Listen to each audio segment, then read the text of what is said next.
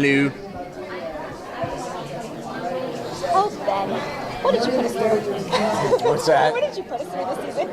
Oh, I thought you meant like today. Like, I'm sorry you've been here. Yeah, it was a wild season. It was a crazy season. So what can you share about next season? You know, there's an awful lot going on. We ended season 3 with sort of dispatching some of our villains, or seemingly dispatching them. Some of them will come back. And season 4 opens up, a few months later, and into this void of villainy. Penguin has asserted himself and created this Pax Penguina, which is he's licensing crimes. He's basically usurped the law completely, and he controls what crime is permitted in Gotham. And against that tide, Jim is kind of left alone. No one is on his side, including Harvey, and that will lead him to find new allies. And that includes Sophia Falcone, daughter of Carmine Falcone.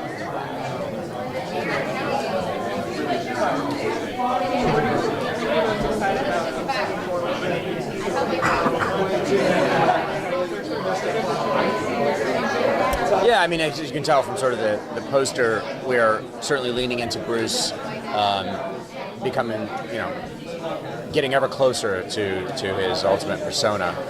In this particular instance,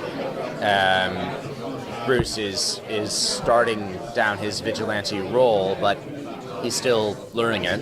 And Jim is oblivious to that, but they will come, at least initially, but they come into contact quite a lot. That contact, I think, serves to bring us back to the fundamental sort of foundation of the show, which is their relationship from the pilot.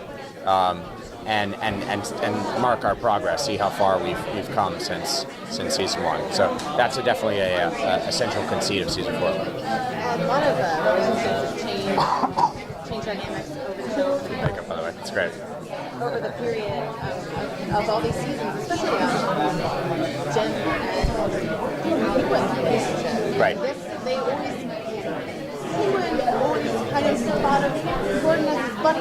Right. They were, Jim didn't want him to be his buddy. Right. But with the ending of season 3, it seems like Penguin has finally decided that Gordon's not his friend. Is that going to have any implications in season 4? Yeah, absolutely. When we pick up 4, they are very much at loggerheads. Jim is really one of the few threats out there to Penguin, although Jim's been beaten down so much, I'm not even sure Penguin really, how seriously he takes him. But they absolutely come in contact, and as always on our show, Jim needs an opposing force. He needs someone to fight against. Every hero has to have a good villain, or in our case, 20. So that'll be up front and center at the beginning of season 4.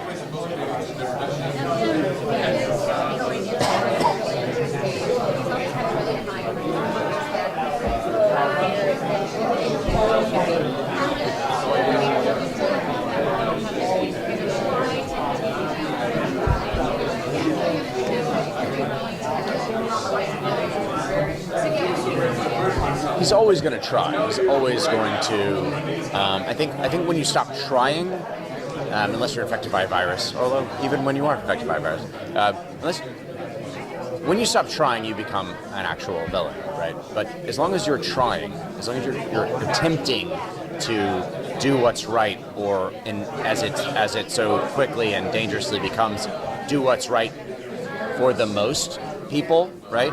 You're going to start doing little bad things to do a better good, a bigger good. That's where you start losing the true, pure heroism. But our world has always been a world where heroes have to be bad.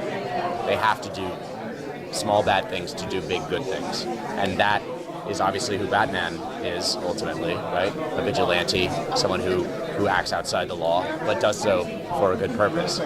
Jim, as precursor to that, is following a similar path. Barbara. Yeah, Lee left again in season 3, so we're giving her a little time to kind of reset. And meanwhile, Barbara, Aaron can speak to it better, of course, but Barbara has been reborn, literally and and metaphorically, and has sort of found her center, but her center is not a good center. And then Lee will be reintroduced more fully a little later in the season, and will be in a very different spot than she's been before, and much more. She has previously, up until the virus sort of plot line, been much more clearly good. Now she is much more compromised. That's all I can tell you. Sorry, I gave it away earlier. Yeah. Thank you so much, guys. Thank you very much. Thanks, guys.